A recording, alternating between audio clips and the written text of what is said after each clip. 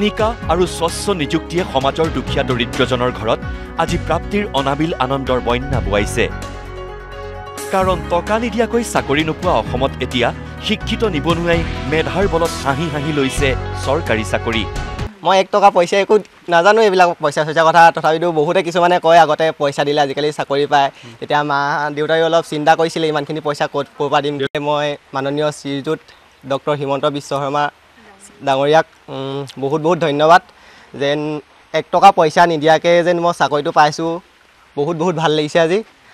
প্ৰথমেই পৰিচয় কৰাই দিওঁ শনিবাৰে ঘোষণা হোৱা অসম আৰক্ষীৰ পৰীক্ষাত উজলি উঠা বিশ্বনাথৰ কুলদীপক। ভিৰ গাঁৱৰ তিনিআলিত এখন সৰু চাহৰ দোকান দি জীৱন সংগ্ৰাম কৰা কুলদীপ এতিয়া আৰক্ষী হ'ব। সৰু চাহৰ দোকানখন দি নিজৰ লগতে পৰিয়াল চলাই অহা কুলদীপ বৰাই এটা চৰকাৰী চাকৰি পোৱা খবৰটোৱে দুচকু সেমেকাই তুলিলে। কাৰণ এনে প্ৰাপ্তিৰ অনুভৱ কুলদীপৰ বাবে সঁচাকৈয়ে অনন্য। ধন্যবাদ জনাইছোঁ আৰু মুখ্যমন্ত্ৰী ডাঙৰীয়াই যি স্বচ্ছ আৰু নিকা প্ৰক্ৰিয়াৰে আমাক চাকৰি দিছে তাৰ বাবে তেখেতলৈ আমি বহুত ধন্যবাদ জনাইছোঁ। কাৰণ চাকৰি বুলি ক'লে কিমান কষ্ট সেয়া আমি অকল কেণ্ডিডেটখিনিহে জানো।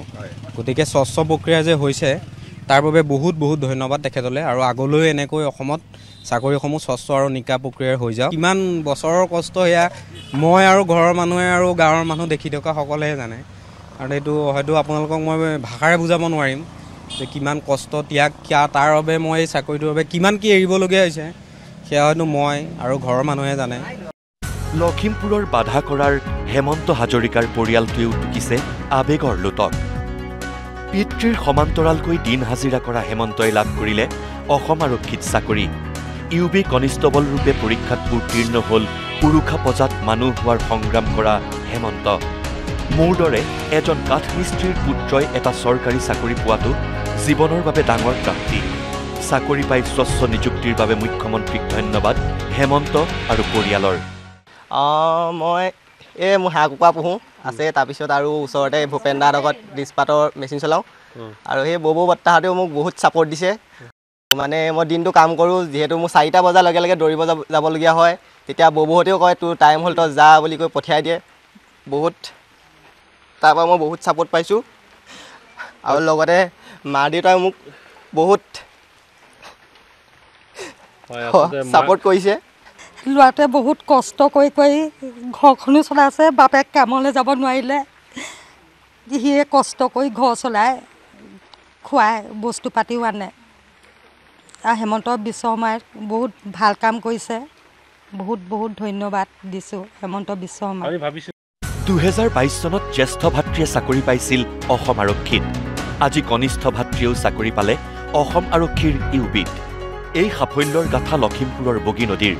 2022 চনত নিজৰ মেধাৰ বলত চাকৰি পাইছিল অঞ্জয় জ্যোতি চুতীয়াই। আৰু আজি ঘোষিত হোৱা ফলাফলত উজলি উঠিল ভাতৃ অখিল কুমাৰ চুতীয়া।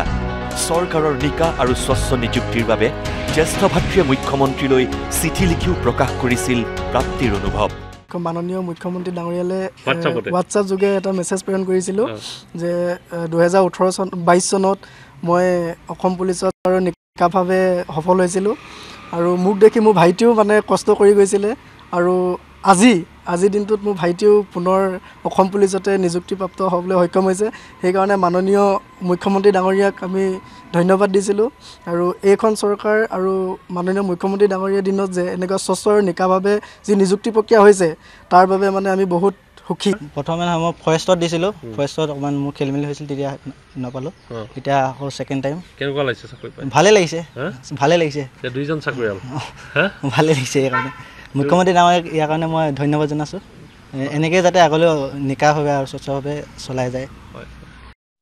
এই দৃশ্য নগাঁও জিলাৰ চামগুৰিৰ গেন্ধালী গাঁৱৰ। দিন হাজিৰা কৰা পিতৃৰ সপোন সাৰ্থক কৰিলে পুত্ৰ বিশ্বজিৎ গগৈয়ে। 2020 চনৰ পৰাই তেজক পানী কৰি কঠোৰ পৰিশ্ৰমেৰে এটা চাকৰিৰ বাবে কৰিছিল কঠোৰ অনুশীলন। অসম আৰক্ষীৰ UB পদত নিযুক্তি পালে দুৰ্লভ গগৈৰ পুত্ৰ বিশ্বজিতে। অসম আৰক্ষীৰ UB বিভাগত নিযুক্ত হৈছোঁ। আশা আছিল, মামাৰ ওপৰতো আমাৰ আশা আছিল, মামাই যে এনেদৰে আমাৰ দুখীয়া শ্ৰেণীৰ লোকক তেনেদৰে এটা চাকৰি দিব বুলি। মামালৈ ধন্যবাদ থাকিল।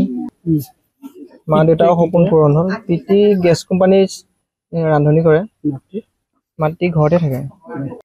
মৰিগাঁৱৰ অভিজিত বিশ্বাসে জিনিলে পিতৃ মাতৃৰ বিশ্বাস অসম আৰক্ষীৰ বোটমেন পদত নিযুক্তি লাভ কৰা অভিজিতে দিনে নিশাই সংগ্ৰামৰ মাজেৰেই পাৰ কৰিছিল বহু কণ্টকময় সময় পুত্ৰই চাকৰি পোৱা খবৰে উল্লাসিত কৰিছে মাছমৰীয়া পিতৃক কাৰণ ঘৰৰ একমাত্ৰ চৰকাৰী চাকৰিয়াল হ'ল অভিজিত বিশ্বাস মুখ্যমন্ত্ৰীক হিয়া উজাৰি আশীৰ্বাদ মৰিগাঁৱৰ অভিজিতৰ অসমৰ মাননীয় মুখ্যমন্ত্ৰী ডক্টৰ হিমন্ত বিশ্ব শৰ্মাক বহুতেই ধন্যবাদ জ্ঞাপন কৰিছোঁ কাৰণ আজি আমি যেনেকুৱা এটা পৰ্যায়ৰ পৰা এটকা নিদিয়াকৈ ধুনীয়া নিখুঁতভাৱে চাকৰিটো পাবলৈ সক্ষম হৈছোঁ সেইটো ভাবি হিমন্ত বিশ্ব শৰ্মা ডাঙৰীয়াক বহুতো ধন্যবাদ জ্ঞাপন কৰিছোঁ।